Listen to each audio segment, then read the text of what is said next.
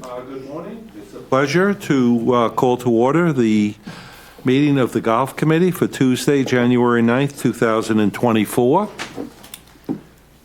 In accordance with Massachusetts General Law, Chapter 30, Section 20, I need to inquire if anyone is taping this meeting. Seeing none, I will make the announcement that anyone who is interested in watching a recorded meeting, a recorded copy of this meeting, can tune in to Channel 8 or High Definition Channel 1072. It can also be accessed via the Government Access Channel, the Town of Barnstable's website at streaming85.townofbarnstable.us/cablecast public site /channel equals 1. All right, having gotten done with that, we'll take the roll call. Jeff Converse. John Cookson. Present. Keith Hochstein, present. Suzanne Connolly. Present. Mark Bushway. Present. Bill Silva. Present. Jason Orby. All right.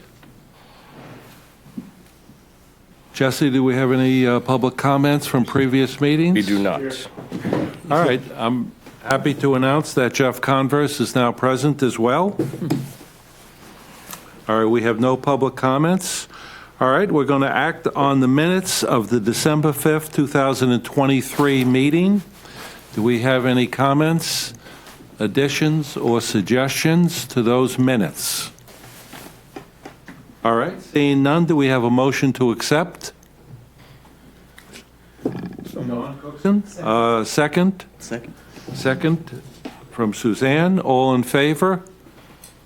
Show of hands. All right, that's unanimous. Excellent. All right, we'll move on to the Director of Golf Maintenance report. James? Okay, had some good news on a couple of fronts here. The Hyannis equipment package, some of the equipment has started to trickle in, which is a good sign. We've gotten nothing big yet, utility cart, workmen, and some specialized cutting reels. But this is what happened last time with the OBF package. Things just over the course of the winter just started showing up. He couldn't give me a set timeline on any other pieces because I honestly think he doesn't know, the salesman. They get them in and they get them to us as soon as they can. But could be huge because our mechanics are doing their winter work right now, and I really don't want to dump money into 10-year-old mowers. We might hold off on doing some things to certain pieces just to try to save money there. And hopefully it comes in before the growing season. So that's good news. Most of the guys now are back from vacation. So we're starting tree work at both courses. My priority being Hyannis's tee boxes where we resodded several of them. One of the big reasons we had some turf decline on those was because of excessive shade. So we're going to address 10, 12, 15, and those are the three major ones. 7 we've kind of already done a couple of years ago. But 17 forward. 17 forward. The new little, isn't that the little round one? You're going to make it. That was resodded, yeah. That was resodded. Yeah. Okay, all right. Yep, we did resod that one, yep. And also, at Old Barnstable too, the 16th tee, we've had problems back there, the blue and white tee, so we're gonna take some trees down around there. Also, the 8th green at Hyannis, which we've had problems with for years, particularly in the back. We're gonna do a little tree work back there. That's the one the tree fell on, right? Yes. Yeah. Yeah. The 16th at Old Barney, you're talking about the back? The blue tee and the Up back, the hill. the further Okay. back white tee. Yeah, we had trouble last few years keeping grass alive on that thing. The trees are just, they're not even that big. They're just hanging over it and encroaching. If we have time, too, same type of thing. The 17th hole at Old Barney, we can't put the tee markers on the right side of the tee boxes anymore. The trees are just near the fairway are just encroaching to the point where you got to play, a cut just to get around them on every shot, so. Doesn't matter, it goes in the trap anyway. Right. So, Par three. yeah, I mean, it's easy, it sounds like a lot, and it is. It's all kind of weather pending too. If it's too icy out, the guys can't be out there with chainsaws, so. But we're gonna try to attack it and get as much of it done as we can. I think I already mentioned, both mechanics are doing their winter work on all the equipment, as normal. And then I have handouts for you guys. I think it came up at the last meeting. It's just a couple of documents from the Audubon stuff I've been working on. One of them, I've talked about the EIQ before, the environmental impact quotient. It kind of gives you a little more information and why I think it's good that we're doing the Audubon program, because we're already kind of using this, and this is directly from them. Kind of saying, it's more of a guideline of what we should be doing to reduce chemical use. And there's more information about it, and you can check out the calculator on the link if you want to. The other one is more of one of the documents that I've been kind of going through with them. It's part of our environmental plan. This is the chemical use reduction category, and this is just some thresholds that they wanted to see from us, what we do. The blue font is kind of an example of what a traditional golf course might use for thresholds for different pests. And the black font is kind of what we've been doing. In many cases, not treating at all, or if you notice the insect one, our thresholds are much higher as far as how much damage. Same thing with percentage of dollar spot on the turf. But that's kind of the stuff I've been doing with them. I did get a response from Audubon as well. I forgot to mention this. They've kind of done an initial overview of the environmental plan I submitted to them, and it was favorable. I got good feedback from them. Good. So now it's on to the next thing where I have to keep submitting documents like this in each category so we can get certified officially. But progress, That's which is great. good. So I was Really happy to hear back from them, and they seem to like What you're doing. what I presented to them. So. Can I ask a question? Sure. So what, the treatments that you do use on the turf, would you say that you are using chemicals with this EIQ score of 25 or less? Often they're below 15. Yeah. Oh, wow. Yeah. We're Good. using it as low as I can. Yep. And the lowest labeled rates for those chemicals as well, which helps. And does town administration, is town administration happy with that level of chemical use? In other words, would this be the benchmark that would be acceptable to the town administration? I mean, if we go any lower, No, I mean, you could actually go a little Oh. higher. So, I mean, I guess what I'm trying to say is, would town administration be okay to use the Audubon standard as your benchmark? That's what I'm getting at. it's a great question. I'm gonna look to the right. Yeah, I think that this whole program of the environmentally sustainable land care management or turf management program was to eventually get to 100% organic.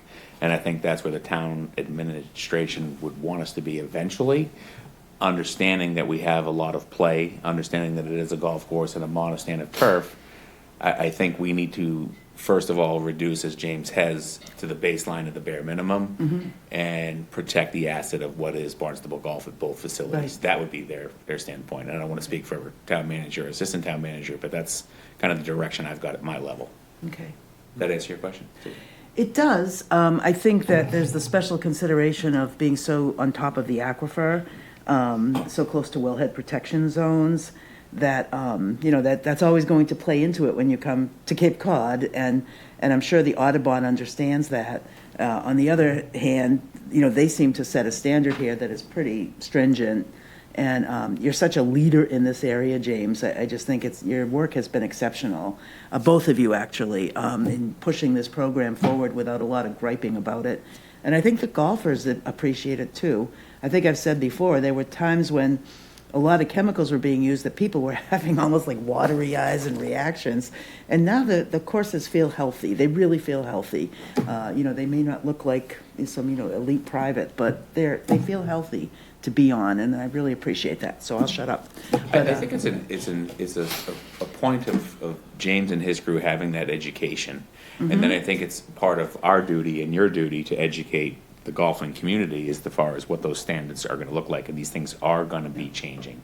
And then I think it's a natural succession of what happens and how those monoclimates adapt and then succeed. I mean, we could look at the Town Hall Village Green out in front of you. It's been all organic for the last 8 years. Now that's grown at 3.5 inches. It doesn't have a lot of play on it. It's not mowed at 1/8 of an inch. But I think it's that educational piece, not only down and out, but also up. Like, what do we need to do? And I think the standard that they've set with the Audubon is a standard. But again, we've already succeeded that standard. So why would Yeah, we you've want to go exceeded it. We don't want above to go it? back. yeah. Correct. We're going to continue to try to minimize the use of all of those. One final question. Sorry, I don't mean to, too much here, but we've always said you were sort of the first. Are other courses, especially on Cape Cod, following your lead at all, or are we still sort of alone in this space? I do know Hyannisport is actually, they are already Audubon certified, and I believe Falmouth is one Oh, of the okay, Falmouth great. courses. So there are other courses that are kind of, I think it has to trend in this direction. I agree. It's Yeah. just with like you mentioned earlier, the aquifer. Yeah, But to be leading in it, I think is great. it is. Yeah. It's fantastic. Great job, both of you. Thanks. That's kind of all I had. I mean, this time of the year, there's not a whole lot going on. Old Barney's taking a beating. Oh, yeah. So it's kind of nice to have it shut down for a week here, so. With the snow. Week? Well, It's been longer than that. How many yeah. temporary greens have you been using? None. None? Whereas Cranberry Valley, I mean, All they're, of them. They're all of them. Tees, greens, no carts. yeah, Oh, no wow. carts, yeah. Yeah. Temp tees, temp greens, no carts. Yeah. And They tees? protect it. We've got temporary tees somewhat on the par Par threes, threes. but, Hopefully those come back, because they're getting beat up. they're getting beat up. Yeah. You have a good We knew growing this was season. we knew this was gonna happen. But I think you've got those so far forward that. We do, You'll be able yeah. to leave that area alone once you put them back where they should be. Yeah, that's kind of, we went out there. It'll be me- an eyesore, but it's not really in a playable area once we open in the spring. If you have a good growing season, that'll help to recover. Yeah, right? we'll bring it back. Yeah. But that was part of the consideration for that. Me, Jesse, and Chris went out there and kind of picked locations where, okay, let's let this area get destroyed. Right. I mean, That's James, basically it, yeah. you brought those areas back that were ruined by the cart path Right. work over at Hyannis. We did, yep. And those were much worse than any of the temporary tee areas are now or will be probably for the entire winter. Right. So I'm pretty sure we can bring them back. Yeah, we'll be okay. Right. It's just unsightly. So Yep. Right, right. That's pretty much all I had. Any questions? Yes, Jeff? It was mentioned earlier that it's incumbent upon us to get the word out to the annual pass holders that, what is going on with all the grass work, et cetera, all the adherence to the town's request to go totally organic, et cetera. Have we sent out a publication explaining all this, something, an email to everybody with, here's what's happened in our 4 years now in this program, and here's where we're at, and these are the goals we're trying to attain. You may have noticed that you're probably not coughing as much because there aren't all those chemicals and stuff Right. like that, but you can put all that information into something like that. Can we pass that along? Short answer is yes, especially when it first started. Bruce sent out lots of stuff. Yeah, In most recent, people don't have that now. right, recently, no. But once the Autobahn is basically set, that will be a huge talking point on our end. We'll be beating our chest about that, frankly. Okay. But lately, not really. I don't know how much we want to go there. I don't want it, and tell me if I'm crazy, Chris, I wouldn't want it to come across as if I was making an excuse for turf conditions not being possibly up to what other courses are around here, specifically the private ones, but does that make sense? I wouldn't want it to come across that way.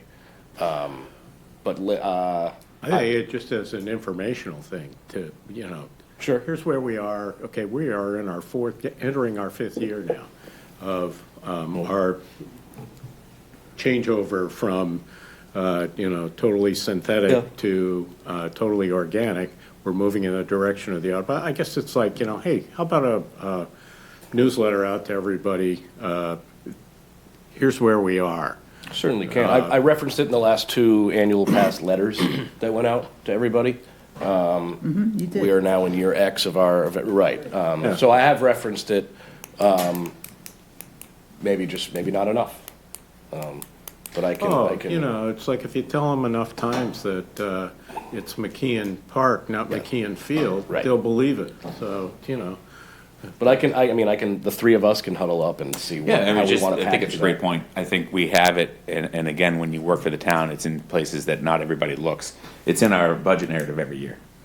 Big time. I mean, it's in there. It's Nobody repetitive, but looks. to shrink it down, In the right, annual exactly. report, yeah. But to look at that and to look at what we can do, to say, hey, Yeah. especially at OBF, please excuse some unsightly areas. We have opened this facility up because of the Hyannis Golf Course. We are working to get these conditions back using our program and then dive into it a little bit. So it's, you lose them after a paragraph and a half, anybody nowadays. They're gone. So we'll work on developing something. I think it's a great idea. writer, and you should be.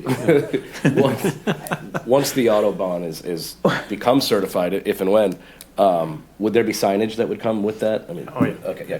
And I was just thinking that, and this is thinking way ahead, but Audubon certification should be celebrated in a big way Sure. by the town of Barnstable, Chris, and I think we'd look to you to really take the lead there, right? I mean, Absolutely. That's a place to get the big shots in the picture and on the front page, because, to be organic these days and have beautiful golf courses is a huge accomplishment.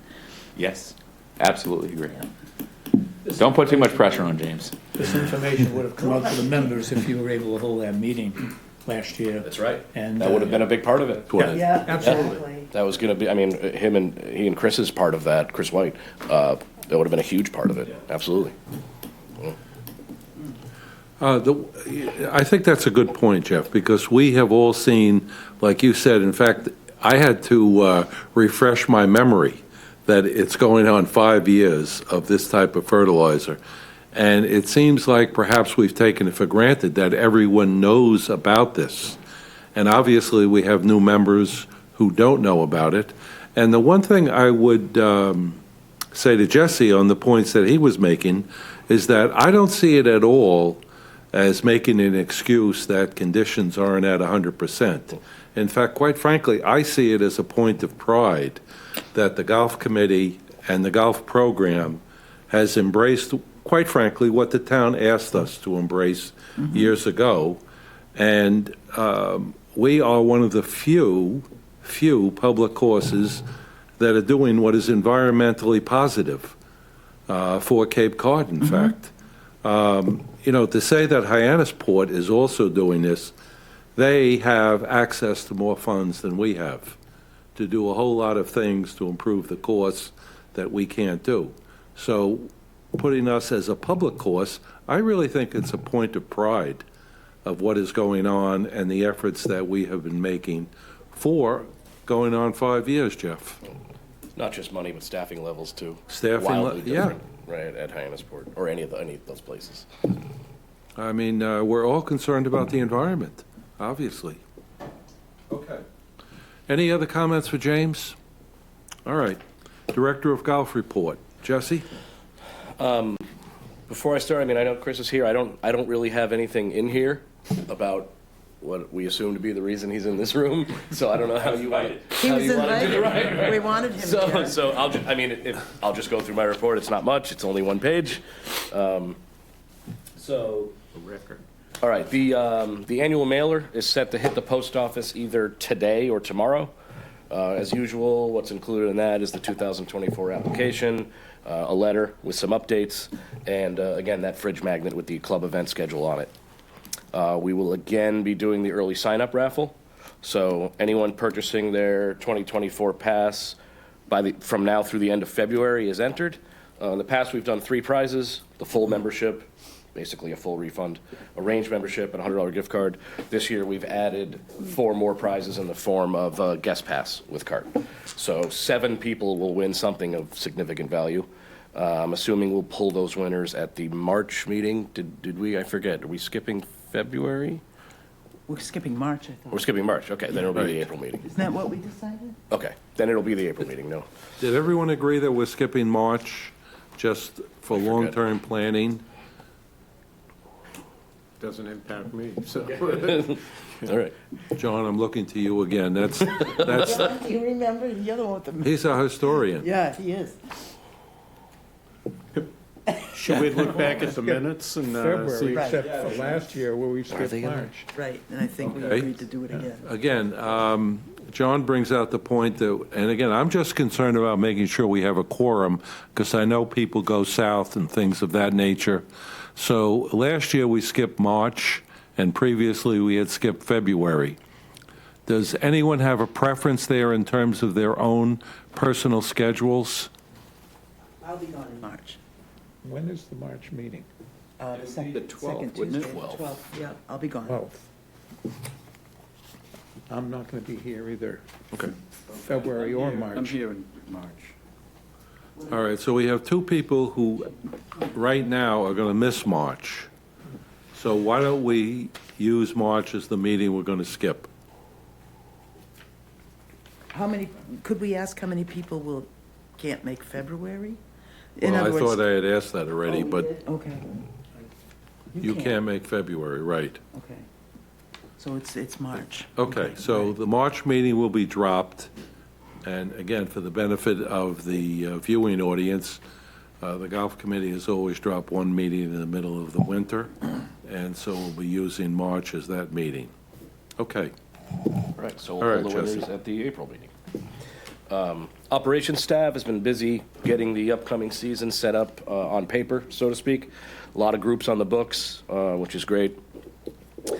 These include a lot of returning private groups, along with the more official type events we host: Cape Cod Junior Golf Association, New England Junior Tour, Cape Cod PGA Pro Senior Championship, and again, we have a mass golf qualifier at each course. I think it's the Mass Am at Hyannis and the Mid Am at Old Barnstable.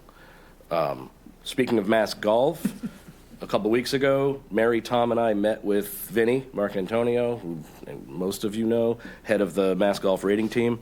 We discussed a number of items. I'm going to give you another handout.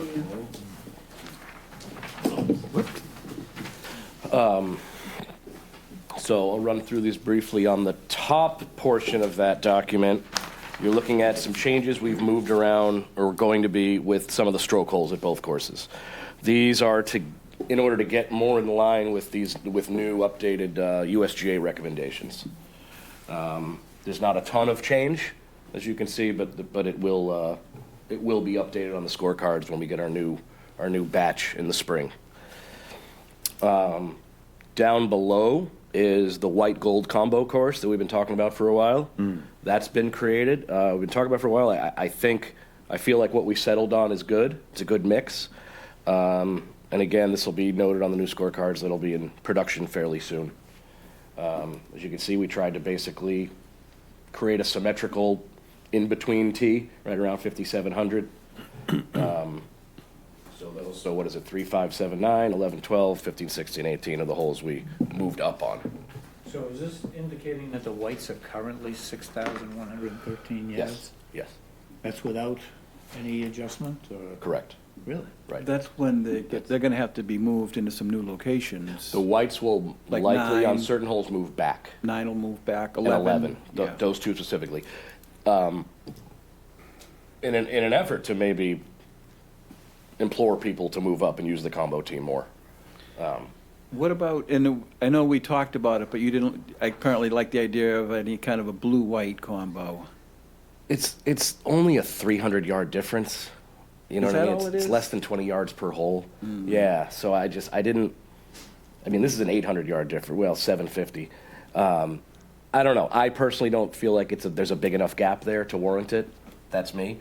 I mean, we can do it. It doesn't cost anything to do. It doesn't, we certainly Well, it gives you could. another set of tees to advertise, and True. We can look into that. I can huddle up with Mary and even Vinny again and see what they think. I mean, you're right. It doesn't hurt. I just thought it might be splitting hairs a little bit. So 9 and 11, you're gonna move the whites back? Those yardages that you're looking at, 385 and 335, are longer than where the tees usually are. 9 is usually back on the left tee, yeah. and 11 technically should be the front of the back box, over the gully or whatever, the one we just sodded, right? With the introduction of this, that frees us up to move them back there, to again create symmetrical yardages, 53, 57, 61, and 64, I think the blues are. That was the goal all along. So yes. Now, this spring, Mass Golf is coming out to re-rate both courses. I think early to mid-May is what Vinny said they're aiming for. They might have some feedback on these yardages. Who knows? So we'll wait and see what they say. We really have no say in what the rating is. It is what it is. I'm not too worried about it. But we'll see what they say. I know the one big one that we changed was 8. The gold, the front tee on 8 is nowhere near as advertised. I think it says 275 on the card, and it's probably 220. 220, yeah. Yeah. So things like that might come up. But we have to order 30,000 scorecards in the next few weeks, so we can't really wait on that. How was that measured, just out of curiosity? 8, the big dog leg. Yeah, it would be, exactly. Straight out and Right, then- right. It would be to the maybe 80 yards out, something like that, 80 or 100 yards, and then this way. Because as the crow flies, I know I played in the red tee scramble. The pin was like 195. You From can that hit the tee. green from the forward tee. I hit a hybrid, and I'm not long.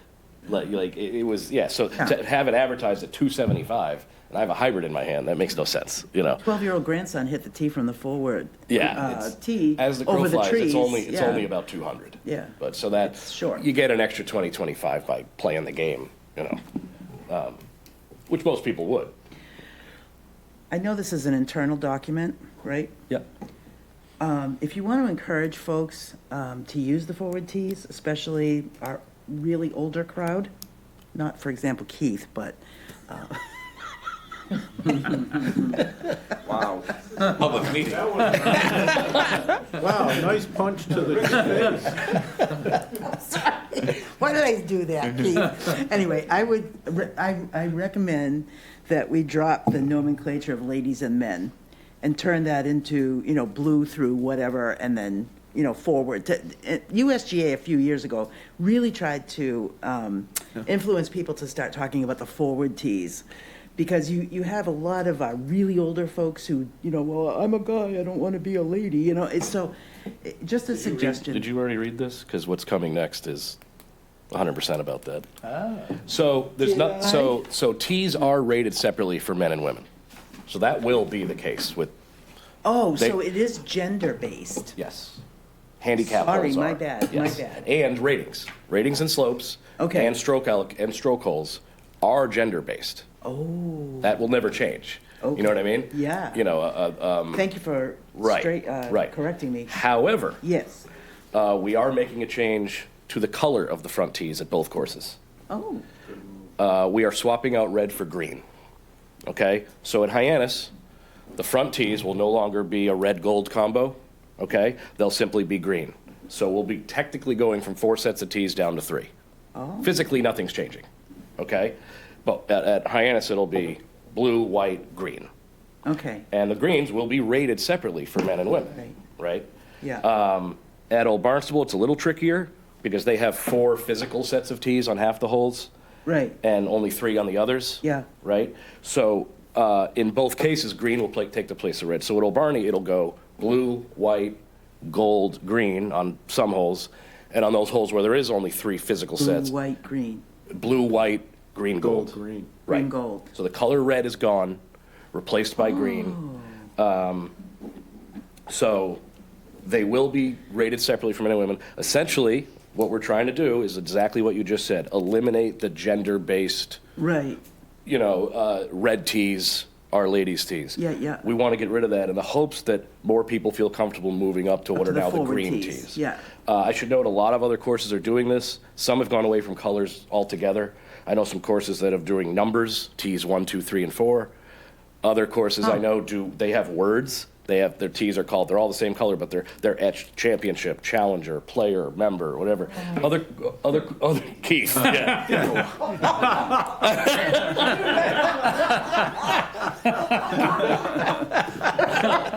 Hello, I'm so sorry. Bill, I expected it from Suzanne. I expected that. So it really wasn't too upsetting. Coming from you. Some other courses have even I've seen animals. Yeah. Monkeys, snakes, bears, Yeah. great, yeah. We could stay away from that. Right, Yeah. but so red's gone, Okay. green's the new red. Wow, that's really interesting. We don't want female players to feel like something's being taken away from them. That's not what's happening. Nothing's physically changing on the golf course. We're just painting the tees a different color, but we're getting rid of the color red because we want more people to move up and play those tees. Very good. So lastly, as far as switching gears here, revenue, December was a decent month. Can Yeah. I make a comment Yeah. on this? Everybody who I play with, when we play the 12th hole, we all get a chuckle and we say, this is the easiest hole in the course because it's rated 18. Right. And So It's not. So here's the thing with that. Everybody has a misunderstanding of stroke hole allocations. Yeah. It has nothing to do with the difficulty of the hole, believe it or not. Okay? Right. How it's done is, in theory, you take 100 scorecards from people between a 0 and a 5 handicap, right? And you take their average score on every hole. You take 100 scorecards from a 15 to 20 handicapper, right? 20. You average their scores on every hole, okay? If you're between a 5 and a 15, you don't count. You're not in the mix for the sake of this experiment. You data sort the variance between the 0 to 5 players' average score on each hole and the 15 to 20.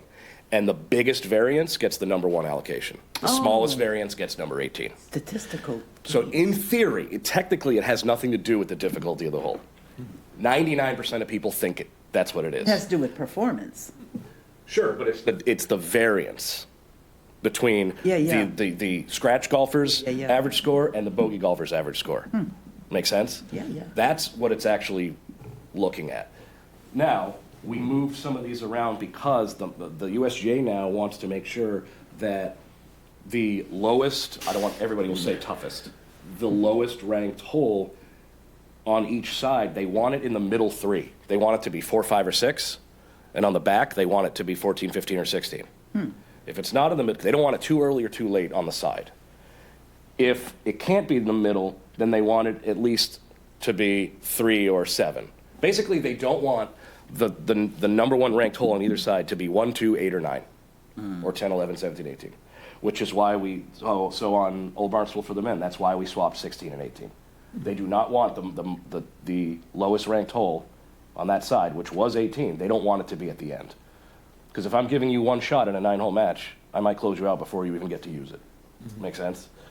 So we were just trying to get more in line. That's why we swapped at Hyannis. That's why we swapped 2 and 5, so that the number 1 hole is in the middle triad instead of being number 2. The one that surprises me is 3 at Barney for women. Yeah? That seems like a big change there. Well, it is a big change, but look, in the middle triad, 9 was the lowest. And that's not what the USGA wants. Right. See my point, you know what I mean? Yeah. So that's why we made that switch. They want to make sure that the person getting strokes is getting it in the middle of the match when it really counts, when it really matters. Boy. Yeah. This is very complex. It's very, it's Yeah. very interesting. And that has nothing to do with the USGA or Mass Golf. Right, We can right. do whatever we want with that. Right. The rating and slope, that's all Mass Golf. But these stroke holes, Yeah. we can change them every day if we want. Has nothing to do with FanDuel or anything like that. No, we're DraftKings. Oh, God. Yeah, on to finance. Yeah, so yeah, revenue, I don't have much to tell you. December was a decent month. We beat forecast by what will be close to about 25,000 once the surplus interest hits. That puts us probably around 45,000 over forecast year to date.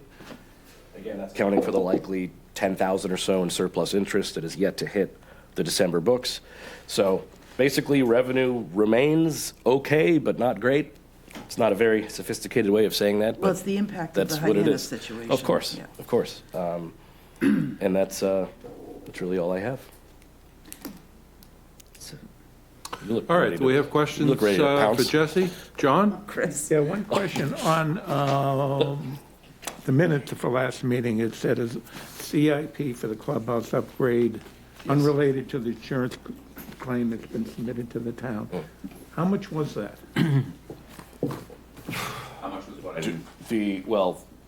The CIP, Yeah, was it the town portion that was used? Was it that, the 480 number? Yes, the town's portion on that capital improvement was 483,029 as a baseline. Which is still a moving target. Yeah, yeah, that is a moving target, and we had to submit that capital improvement project prior to having those 90% documents Right. and that 90% estimate. So those are gonna ebb and flow as we work through the process, but that $500,000 benchmark that I think I discussed at the last time I was here is holding true currently. Now we're into the meat and the potatoes of the insurance claim and what that is gonna look like. I think the committee had invited, had asked that Chris be here, if I recall correctly, to give us kind of an update, a high level, well, no, you and, Chris together, give us an update on what's going on with Hyannis. I'm pretty sure that's why we wanted. John, did you want to, Jesse, follow up with Jesse on that? yeah. Has it been determined if that will come out of surplus or be financed? Yeah. Oh, no, I'm saying it hasn't been determined. That'll be a Mark Millen conversation. I think Chris and I would like it to. Like it to come out of surplus? It might be personally, yes, but we don't know the final number yet. We do know that our surplus level right now is right where they want it, Yep. at half of our yearly budget. So that would be, that 500,000, that's a quarter of it gone. Not to mention the other CIPs we have in, Yes. which would probably wipe out half of it. Not saying it like it's a bad thing, it is what it is. But The other CIPs, are they for the greens? the other CIPs. I mean, for the. Bunkers? The bunkers? That's one, and then what was the third? Why can't I think of it? Equipment storage will be. That's right. Yes. Storage facility for all the shiny new stuff James has gotten. Which who knows if that'll happen? But yeah, it has not been determined. I would like it to come out of surplus, so that I'm not worrying about it 7 years from now in a budget. But we'll see. What kind of storage facility are you thinking of? We were trying to get away from the equipment lockers. It was gonna be bare bones, just a building, no heat, just to keep. Like a things- Morton Steel building. Yeah, keep things out of the elements. More expensive than I thought they'd be. Yeah. Yeah. And how much is the lease Yeah. on the trailer at Hyannis? The pro shop? Insurance is paying that. Oh, insurance is. Right. Okay. That's right. I just started to think that maybe. Depends on what month, sir. We just we just extended it through November of obviously to 24. We're in 24. I can't say next year. So we just extended that into November. But insurance was on board with paying for it. So does, on these CIP projects, does whether they come out of surplus or be financed have any bearing on I don't whether think so. they're accepted or not? I don't think so. I would defer to the Director of Finance, Mark Milne, to answer that question. And like I said, Jesse and I would say, oh, well, we want to pay it out of surplus. But maybe he, in his experience and his knowledge, I'm not going to tell the finance director, who's renowned in the country, Yeah. which way to go. I think whatever way we go, we need to reserve the capacity for incidentals, and we need to reserve the capacity to make sure that we can keep our staff and our golf courses maintained. That's the But paramount. those people who are voting on whether to approve the CIP, do they? Do they know ahead of time Yeah. which, I don't think so, No. right? No. No, I was just at a capital improvement project meeting yesterday, and had to bring all the community services and the 3 golf, to the manager and to the finance director. And basically where we stand at this point is, Jesse alludes to it sometimes, it's a double-edged sword, but being an enterprise, you kind of fund your stuff and you're not looking for general funds. I think where we left it yesterday, and again, this is subject to change, is our number one priority needs to be putting back Hyannis Golf Course Clubhouse, number one. So before we invest and before we go further in other directions, and I know that the bunkers were talked about, and I was a golf course superintendent like James, and I understand the need, and I understand golf and what we want to do, that has to be our number one priority. And I don't want to put us in a situation, the golf division in a situation that could be detrimental by overextending. Our discussions as priorities, Hyannis Golf Course is number one. It was number one as our entrance point. I think the next way that we're going to try to navigate number 2, which is Hyannis Golf Course, bunkers, is to work with CPC and the legal department to ensure that we can maybe get some funding from them for that project. Also keeping in mind that we know that they're paying our debt until July 1 of 2025. So we want to kind of do a balance of what we're doing. We had discussed yesterday potentially using some of our funds, whether it be reserve. There was a design fee and a management fee of $45,000 out of that $750,000 project. So it might be worthwhile for us to submit that as something that we could do now, to have it designed, to have it thoroughly implemented. Which bunkers are we removing? Which ones are we not? And then we get a real accurate cost, so we're not really throwing a dart at a dartboard. We know exactly what we're doing. Oh, it could be 50 bunkers or it could be 40 bunkers at $20,000 a piece. That's a lot of money. Yeah. So that's kind of where we're at, and the golf equipment package, just to kind of button up CIPs. I know what it's like to work out of a storage pod, and this equipment, as we know, we went ahead of the CIP schedule in ordering this equipment even before it was approved as a CIP, knowing that we were going to have this. And that equipment is becoming more and more expensive. So at some point, you balance the cost of the pods that you're putting that equipment in and how long you can extend the useful life of this equipment. They're $500,000 equipment packages every time we turn around. So what warrants that change? And that's going to be where we go. But I think for everybody in this room, that priority needs to be to get Hyannis Golf Course Clubhouse back, and then make the improvements to the golfers and give the golfers something that they need and get people back there. Because we all know that this has had a negative effect on Barnstable golf.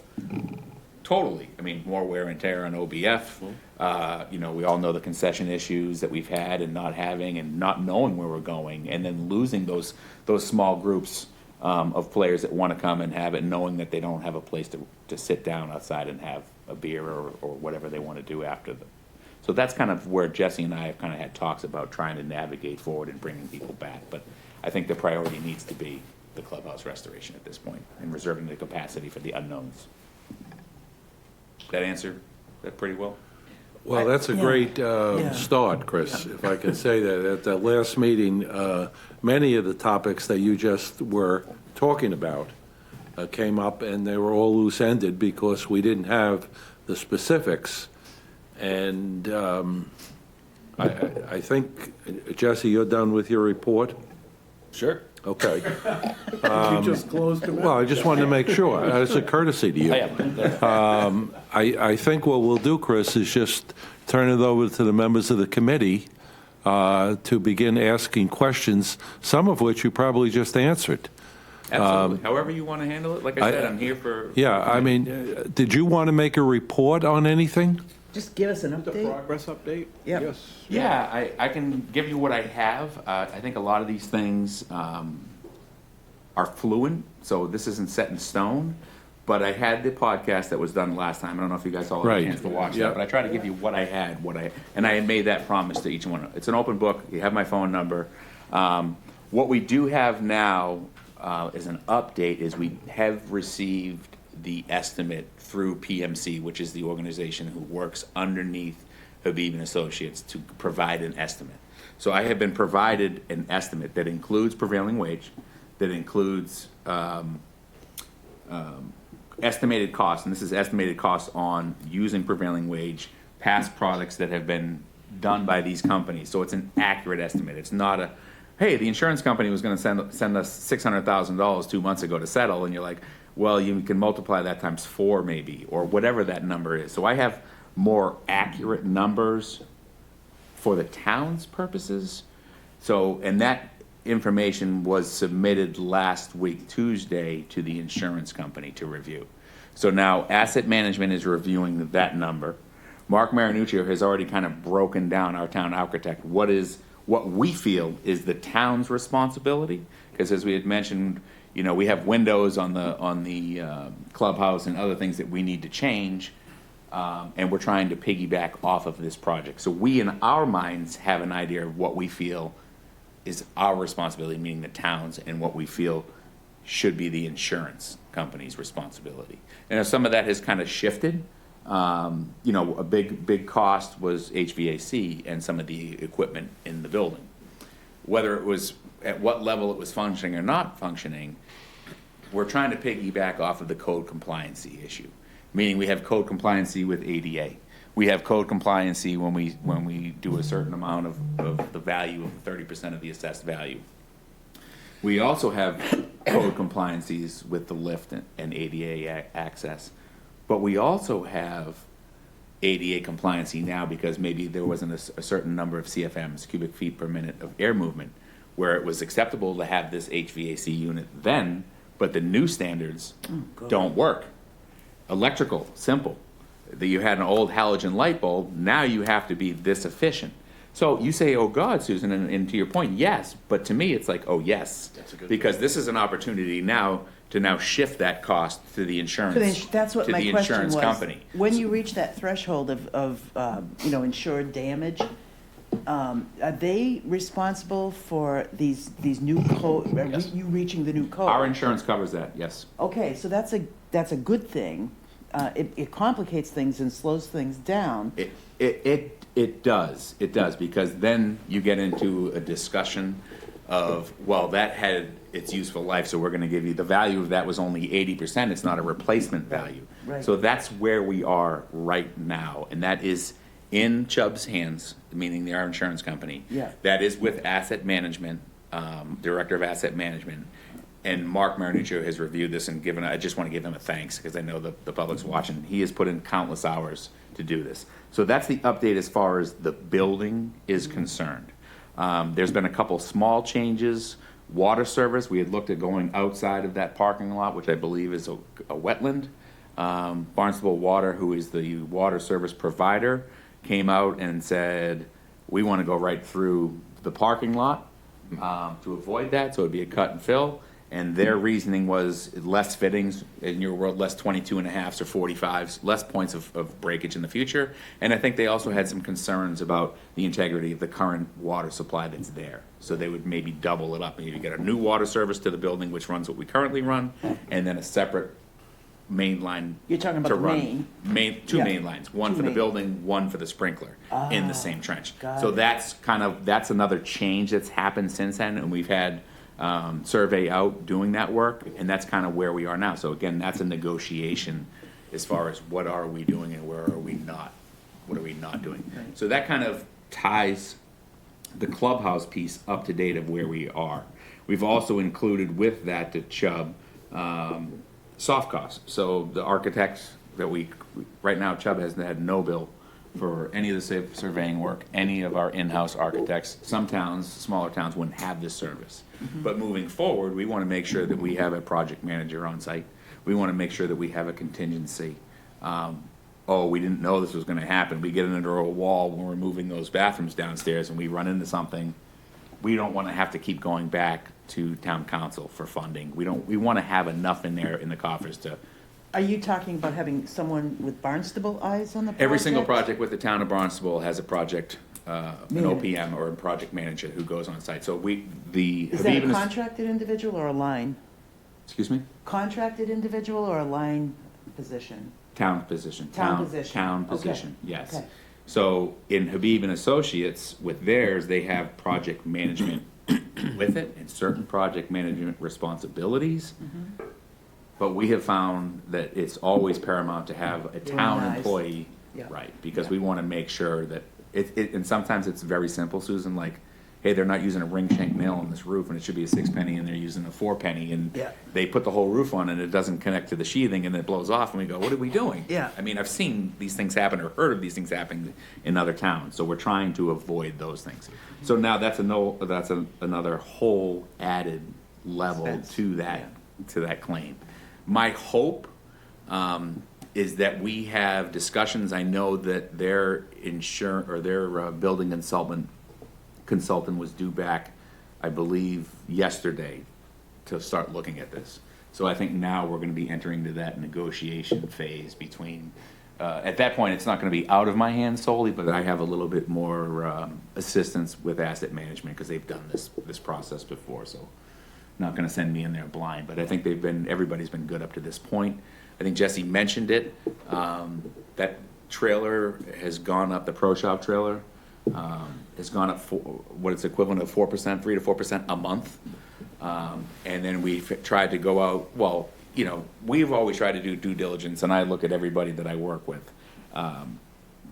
We're gonna try to find you the best deal, we're gonna work fairly. So when you get this bill and it goes up and up and up, and you go, where's the end? Yeah. So we thought, based on the last conversations, that no matter what happens, November of next year, if we get it removed, say we still even have to have operations in OBF or we have to do it, we're like, worst case scenarios, we talked about that season of 25 that we're mobile. So let's get at least under direction of payment to the insurance company. We know we're good for next season. That's one thing. As soon as we get it back, we can check off the list. We don't have to worry about. We have operations. We've provided them quotes from another couple of companies, but it would have involved moving IT, electrical, water hookups.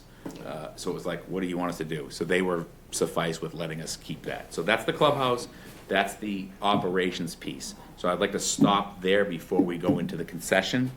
So we can, if there's any questions on that specifically, let's try to go with that piece. So if there's any questions you have regarding the clubhouse or The operations. clubhouse demo has occurred, or is started, or the demo that needs to happen, or is that not? 80% of the demo is completed, and Okay. that was, I think, did they add the video piece to the podcast? At any day now, he said early January. So when I was doing the podcast, I recommended that they go out and video it, because I think it for not just this audience, but for all the audiences, you kind of get a grand scheme of what's going on. A lot of the drywall downstairs is gone. Yeah. There's wires, all the suspended ceilings. It's down to There's still studs more completely. demo, there's still more demo to happen. Yeah. The function room ceiling, when we decide on what the final layout is of those studded walls and relocation, there'll be cutting of the concrete slab to allow for the new plumbing, where that's gonna go. So, yeah, 75, 80%. I imagine all the water damage material was Gone. removed, yeah. Yeah, we're at a safe place as far as we're not Yeah. deteriorating. No The black place is mold. winterized. Right. With cooler temperatures. Yeah, Yeah. we're in good shape. Okay. And construction, if you had to guess when that would happen, when that would start? I mean, if I had to guess, it depends on how, I don't want to kick the can down the road, but I can't control this negotiation. I can't control when this is finalized. I would say once we have this finalized, we're looking at 3 months. So my hope is that we can nail this down in January or Okay. February, and then we can shoot for the spring and go. Yeah. And then, like I said, even if we have to go past our date of November next year, for the people who are not here who have to work out of Hyannis, who cares? Like, let's get this thing ready for 2025. And that's where I kind of said, and I think I put people back in their seats with that. But that's the honest answer that I That's can give each reality. and that's Yeah. what I'm trying to deal with, Yeah. Susan. So did I interpret that correctly, Chris, that you're hopeful Well, that the spring of '25, the clubhouse would be open? that's my goal. That's the goal? Yes. Okay, that's great to hear.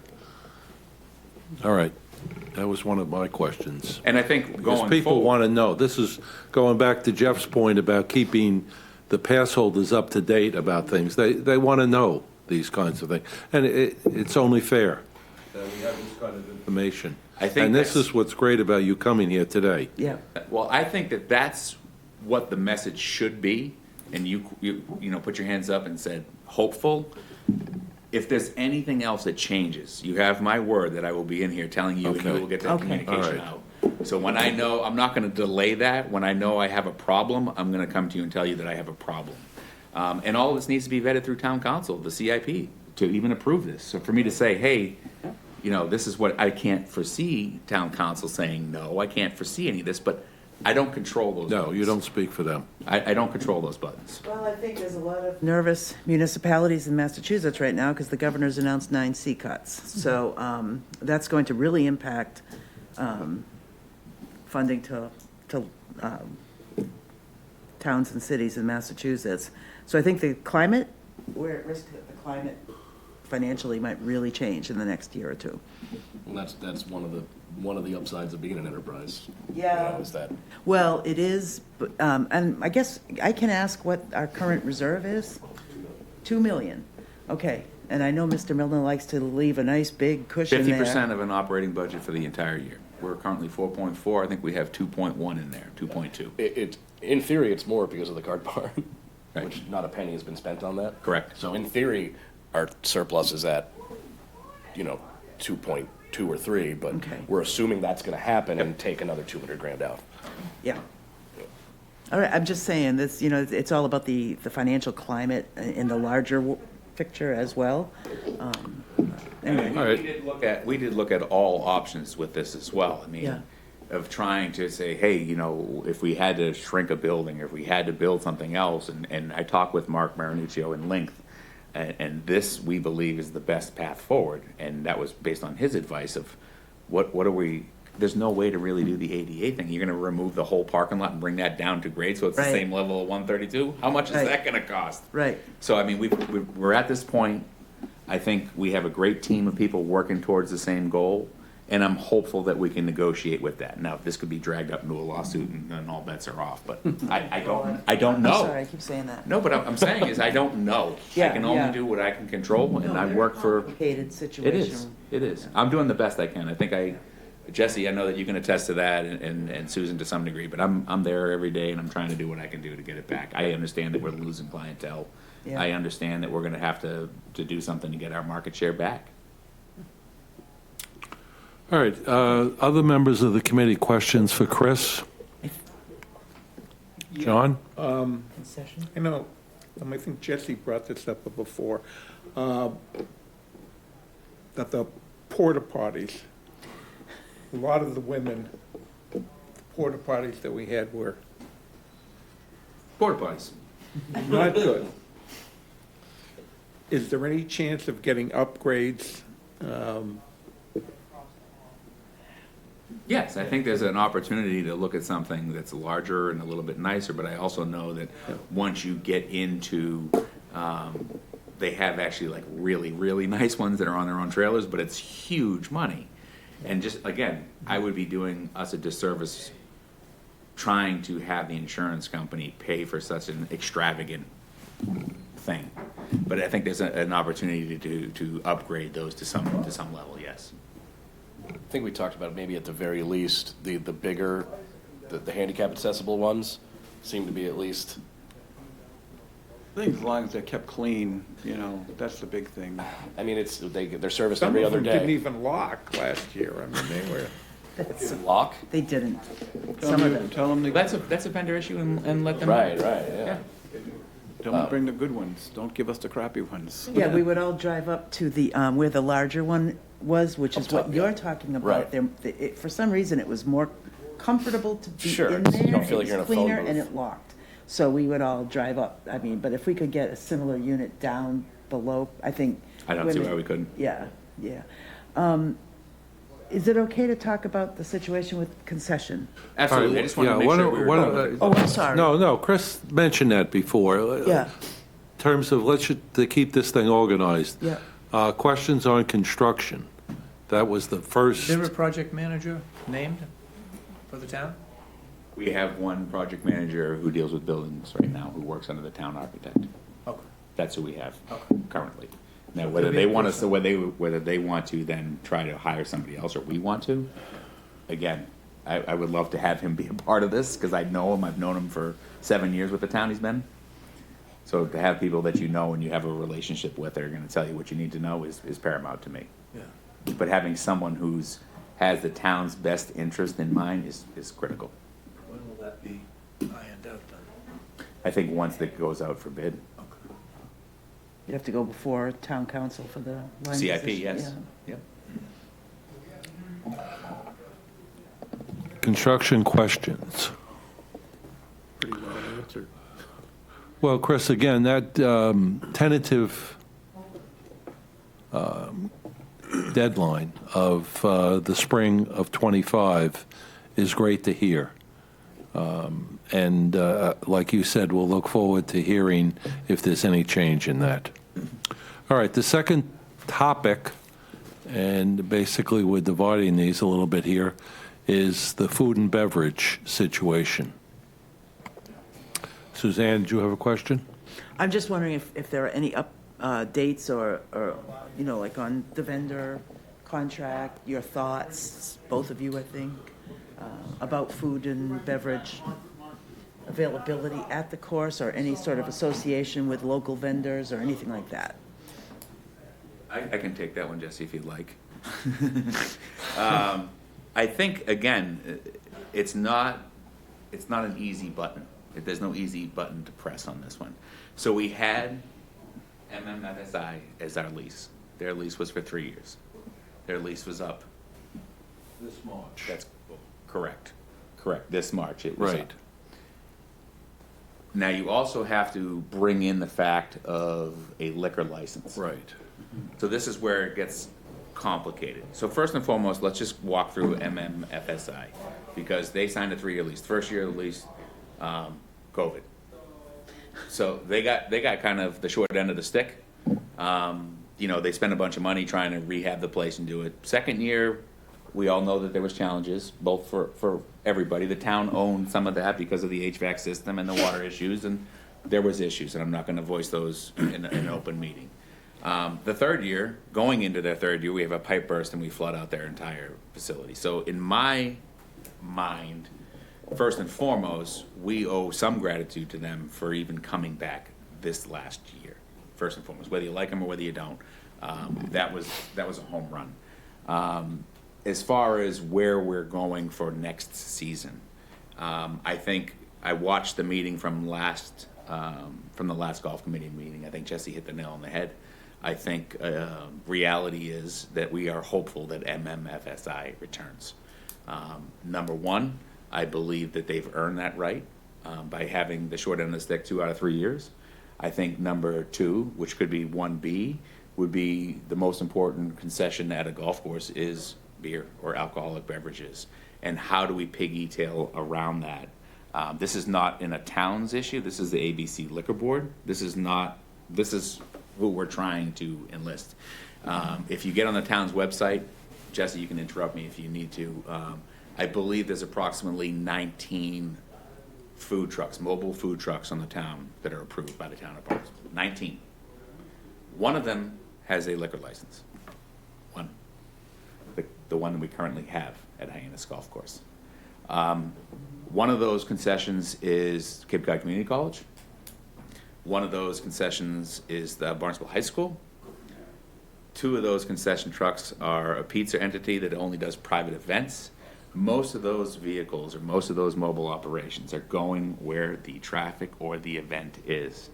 To convince or to put out a request for a proposal or a bid to 11 possible food trucks to come to a golf course and park there and have a consistent operation, I think is impossible. I'm not willing to try to kick the tires on that, but I think that's exactly what it is. It's kicking tires at this point. And with the first statement of having some obligation, I think to at least try to help Gimme's reopen and get us through another season. So then amending that lease, not to a 2-year extension, but to a 1-year extension, not knowing what's going to happen. I don't want to sign another lease knowing or anticipating that FY '25 is gonna be the time if something gets delayed or stalled. I don't wanna have another piece of paperwork tying the town's hands to an organization, any organization at that point in time. So that's kind of where we are with the concession. And again, it's with asset management and the liquor board and trying to navigate that piece. Jesse and I have had some kind of common sense conversations about what, plan A, plan B, plan C. And it's challenging, to say the least. I mean, I watched the committee and again, like, well, can't we just have someone selling food and hot dogs? Well, you can for a one-day license. We host Unity Day through Community Services Department, but having it every day? No, anybody who has a mobile food truck will tell you in the town of Barnstable, it's probably the strictest in the Cape. Bug screens, attachments, securing. Who's gonna go through all that process for a what-if special event? You got a member guest? Yeah, we could probably get a food truck. Hey, you got an outing? Yeah, we can probably get a food truck. Probably. And how many one-day licenses will they get? Well, that's it, and the one-day license is not gonna come with a liquor license. Yeah, I don't think anyone was thinking along those lines. I guess, I'll tell you my concern, quite frankly. You're going to have construction going on. That building is going to be a construction zone. So you can't have them in their big truck sitting down there where they sat last year. I can't see that happening. You need laydown, you need room for these workers. It seems to me that doing concession at all next year during the construction season might just prove to be an obstacle you can't overcome. You could do golf, but you're still going to be running into, you're trying to run a golf program, a concession, a restaurant basically, whatever configuration they think of, and construction going on in this little footprint up there at the top of the hill. And I think, to me, the logistics of that seem quite complicated. Just saying, so I'm not even sure concessions at all, would even, I don't know what I'm saying, except how would that possibly work, I guess is what I'm asking, Chris. I think it's refreshing to hear that vantage point, because that's not the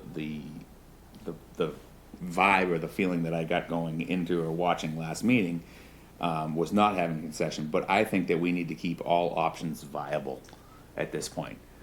So all three things We don't going know on. if MFFI is even gonna come back. Right. We don't know if we're gonna be able to get a license, but why not keep those options open? And in the meantime, work for, hey, we had a 120-foot cable, is there a spot we can relocate this or another food service outside of that work zone? Is there a better spot? Is there another spot? Before we just say, hey, we're not having one, why not do our due diligence to see what those, that might not even be a Oh, possibility. I totally agree that the Okay. due diligence should be there, but what I'm thinking, I worked on a lot of construction committees in my former life, and the organization of the construction project itself is really complicated. And now you're trying to run the golf program and a concession at the same time. And I think about that footprint up there, and it doesn't seem like it would be a thing that's easily done unless there's some major reorganization of where things are, even with respect to running the program. Do you cut a path over the hill that, so people would pour down over where the driving range is? I don't know. How are you going to fit all that in that footprint? That, to me, is the big question. Yeah, I think that, again, working with project manager, and a lot of that building is interior, I don't know if that even needs to be relocated. I understand and I hear your concerns, but if they say, hey, we're gonna work on that part of the building up until November, and then we're gonna work on this part of the building, or whatever it is, they might sequence that to be not intrusive during May, June, July, and August, and September, when you're the busiest. Yeah. I mean, I'd hate to limit us just for that fact. No, I'm not saying limit us, Chris. I think, I don't want to be misunderstood. I'm just saying that the logistics of it really have to be worked out. Absolutely. And when it comes to gimmies, they call themselves gimmies, maybe they'll think of, we'll put our trailer here and we'll put tables with umbrellas out in this part of the parking lot or something like that. I honestly can't see them being where they were this year. I'm pretty sure that would interfere with the coming and goings of construction. What about where that putting green is down by the driving range, you know, because you've got the other putting green, you know, you could almost put plywood down and build a little, you know, put tables, umbrellas, and the trailer on that putting green. Like the sound of that? James is like, sure, go for it. I'll rebuild the putting green. In theory, sure.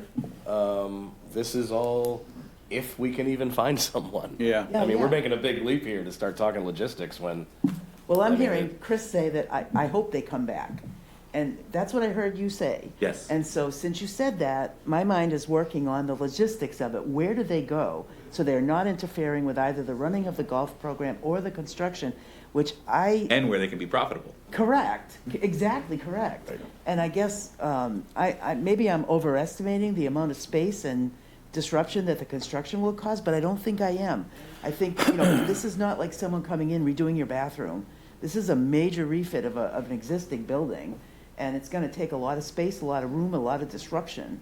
So I think those three things have to be thought out really I'm carefully. very concerned with how we're going to just run the operation. Correct. Once this starts, Yeah. let alone the food and beverage. But I'm super, I don't know how it's going to work. I think taking away any more parking is crazy. Did you see what it was like on a Saturday morning this year, now that we've eliminated how many spots? I know. People are parking, you know, But where I- they shouldn't be.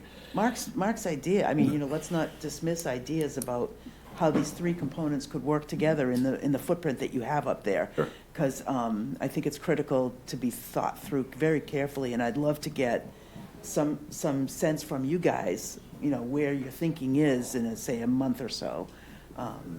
Absolutely agree. Thank you All for right. the insight. Well noted.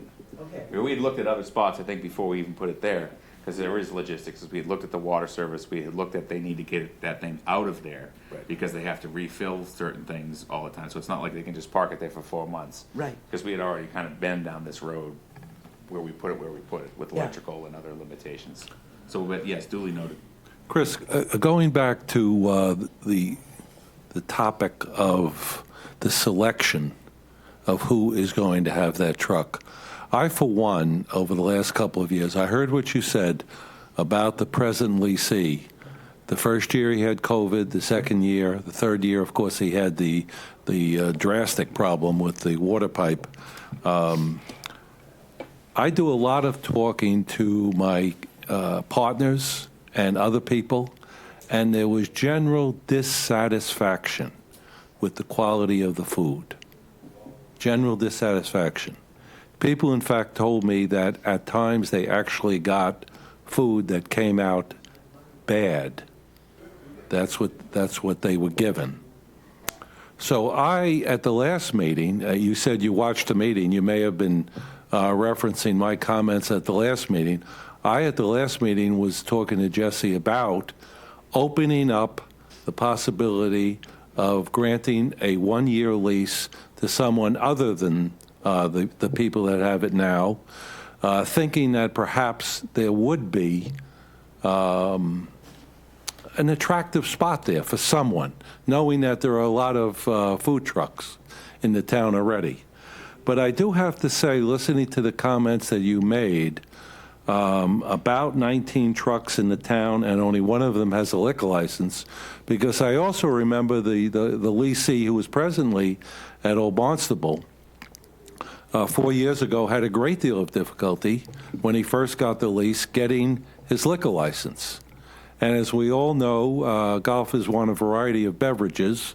Diet Coke can only go so far. So is your idea then to open this up to a bidding process? Is that what we would do for this one-year lease? Or are we is your thought to just give it to the present leasee?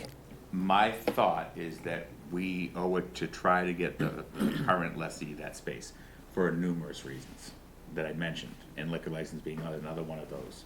So you just said the question again of the request for proposals, what I think you're referring to, and you were part of that panel to select them. Right. So, as you know, that process, Jesse, interrupt me again if I'm wrong, about a 2-month, 3-month process. OBF, if you talk to Fairway on the Green, I think it took them 5.5 months to get a liquor license. Right. So you're talking, we're gonna have a new concession truck in April, and no liquor license till August, potentially, best case scenario. Who's gonna, the number one income generator for any concession down there is gonna be beverages that are not Diet Coke. Nobody's coming in just to sell. So I Yeah, and this is why I personally, and I hope, I know I'm speaking for everyone in the committee, I am very glad you're here today to give these different points of view. I have no idea whether or not we would get more than one bid if we were to go out to bid. And of course, the logistics of a schedule for a liquor license and other things is cumbersome. I knew that as well. But again, from my point of view now, if we follow this plan that you're suggesting, to invite the present lessee back for another year, I personally would support that now that I heard your reasons why, and I can share that with the pass holders that I play golf with, and I think that's very important. Thank you. Yeah, that's why I like I said, I come and I just wanted to say I appreciate you guys changing the time. I think I mentioned before, 4 kids of my own and going here, there, and everywhere. So I just appreciate being able to come and not intrude in my personal family life. So anytime. Well, I was going to suggest that as we go forward, there would be meetings that you might want to ask Jesse to change to 11 o'clock on the first Tuesday. It's the first Tuesday? Second Tuesday. But that's not that. You know, so that Chris can be here. Not everyone, Keith. Yeah. But just, Once you guys have your March break after April, if I'm still talking about hockey in April, which I could be because I have one kid who's really into it, but I think I should be fine after that. It's just in season. I know. But there'll be something Keith, else. Okay. that's what I'll All right, suggest, but- Keith. yeah. That we have Chris Ganella meetings every once in a while going forward. Because you're right, Keith, you know, having you here, I know we probably annoy you sometimes with our lack of, insight and understanding, but I'm still concerned about how the whole operation's going to work while construction is going on. And that's my basic issue. But we'll see. No, and like I said, I think it's valuable for everybody that when I can come and I give you, like I said, my Yeah. honest opinion of it. And those are concerns. I mean, Jesse and myself are kind of in it, so to speak. Yeah, yeah. We're in it, We and it's nice to understand. kind of get some outside perspective of it. You're thinking about that and the food quality, and I'm just thinking, are we going to do too much damage to OBF where we're going to be, losing money on that front because we beat up that golf course over? That's my first thought. My second thought is who's paying for the trailer? I won't have to go for bid for that. So can we get direction payment? Can we get this insurance piece settled? Is there even a possibility of having a concession? Then we can worry about it. I'm kind of going horse carriage with the, again, this whole thing could be futile with your point. Like, hey, what are the electric limitations? What are they? But I think the food truck and the licensing for a liquor license is kind of where we stand. Yeah. That was a Again, that conversation food truck is so important to us because we need to be able, Jesse needs to be able to tell groups of people that we're going to have food and beverage. Yeah. That's such a big part of golf. Well, It's and just if the we- way and it if we is. don't, like you said, and if we don't have that consistent person down there, at least we know we can start looking at those dates, and you can say, hey, there was events where you hosted food and you provided food, meaning Barnstable Golf provided food. Jesse can then, hey, I can get a food truck here. I can get a one-day permit. I can guarantee you sales of this because you're providing a service for my member guests. And then at least splash them into it to say, hey, there was a potential here. So I don't think it's too early to be talking about how the whole circus will run, and it will be a 3-ring circus. And it will. So I don't think it's too early to talk about it at all, especially if you're considering, like we'd really, I don't know, you wouldn't be extending the contract a year, would you? Would that be the plan, or is that possible? Extending. Would it be a new contract, or would you be extending the previous one's run out, right? The previous one has Oh, will run out. Will run out. But do we get it done beforehand? But again, now this is where you're kind of outside of my field of expertise. Okay. It could be something as simple as a memorandum of understanding. Right. It could be an addendum to the current lease. Correct. It could be a license that for a year, extending the One year, lease right. as a license. Yeah. But then you have to equate the whole liquor piece into it, and that's where I start going, I don't. Who does I- that, the ABC? ABC and, Okay. and asset management would be working with Got it. them as well. So I guess my point is, it's just not too early to think about how all these three things will happen together. At Hyannis, can they happen together? Yes. And if so, how will that happen? Because Keith's right, you need water and electricity for food and beverage. And I need to be able to move that current. Yeah, I need to yeah. be able to move it out once a week, once every other I week. think it was every other They week. have to move it out every other week? Yeah. My God. So you can't just say, hey, I'm gonna put it over here on a plywood on a putting green and jack it up, and then Right. they're gonna drive I across. didn't know that Yeah, until well, just that's what I'm this saying. moment. We have been having those conversations about logistically, common sense good. wise, what can we do? Yeah. Let's play the scenarios if they decide they don't wanna come back. Yeah. What can we do? We are having those conversations. Mm-hmm. If we wanted to move it and they said they needed this for construction, where can we have it? What is the appearance of when they're doing, or when is the demolition gonna be done? So you're not looking at someone doing construction work and then ordering your food. Yeah, We- we've- exactly. That's my I point. get it, I Chris. get it. Yeah, We're- yeah, all right. Okay. Operationally, it's impossible for me to start planning anything not knowing I know. what it will look like. That's why I'm saying it's But what not I too can early. tell you is we'll make it work because that's what we do. Maybe in February, could you give us a little update on the thinking? Of how it will run, Well, just I don't think I will have any way of knowing. in Until February? what am I going to know a month from now? Well, just if any thinking's been done about how the, I'm thinking it's going to be difficult. How many parking spaces do we have there anyway? good question. I don't know. I don't want to guess. Is there any room to add parking anywhere? God, no, no. No. And we lost 15, 20% of our spaces with this, now everything up by the circle's gone. When you pull in and you're coming up the hill, those are all handicap spots now, because they had to relocate the handicap spots. So we lost a lot. So I don't Think of know. that area in the back, Yeah, going down towards the driving range. Yeah. Yeah, those would get filled up anyway. I mean, Well, I don't know how many Every spaces are weekend. there, but a food truck up there, Ike. seating outside, and again, I don't know how many spaces are there. Farthest point from electricity, Yeah. farthest point from water, no access to ADA. And think about if you were running that. That's why we have- If And I you don't were think- running that concession, Well, if and- you were gonna be parked And I in was the- just in going to the- say, a vendor wouldn't agree to that. A They vendor's gonna wouldn't say, I agree to wanna that. be somewhere where I'm catching traffic coming from 9 to 10.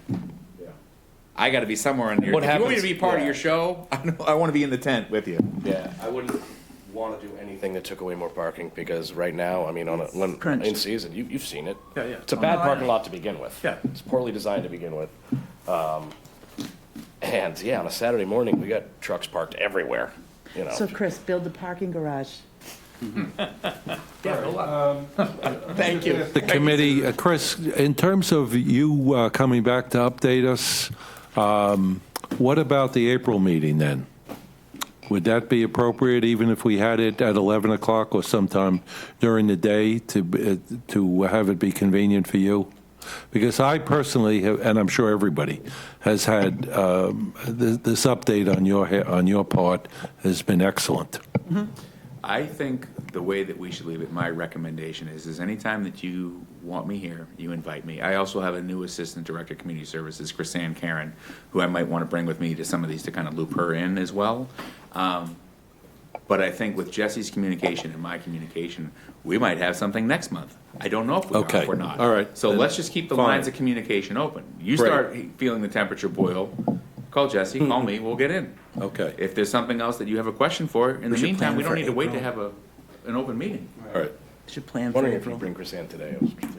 I just met her yesterday. I don't know if I was gonna walk out alive, so great. I left her. She's great. tough crowd here, yeah. I just want to leave one thing open for the other members of the committee, and Jesse, of course, creating some sort of marketing plan for Hyannis as we go forward. Whether or not we need to create some incentives to get people here, knowing that the food service is not going to be what it was and knowing that there are many public golf courses on Cape Cod that people can choose from.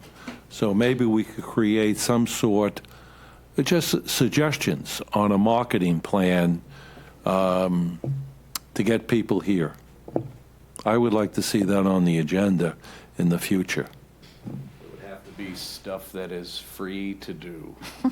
Yeah, you've already got it. The marketing budget is gone. Well, that's why we have the committee. I mean, It's only, it's less than 1% of our overall budget to begin with, but, which is not great.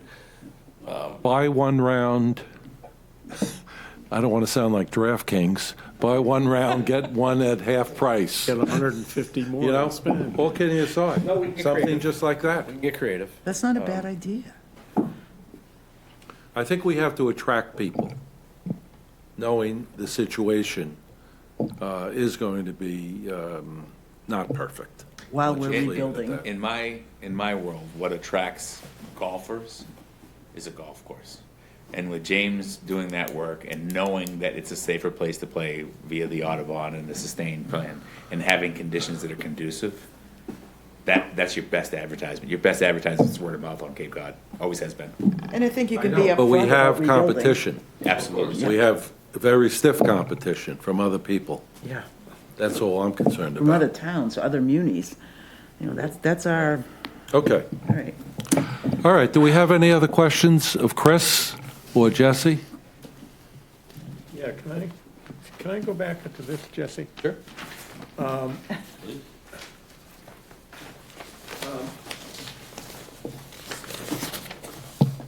Will you be on the whites? It appears that you're going to be moving the white teeth back on 9 and 11. Likely. Well, no. I mean, it will be, Pointless to have the combo. yeah, Right, yeah. right. You're not at 6,000 yards either. Yeah. 15. When they re-rate it, do they,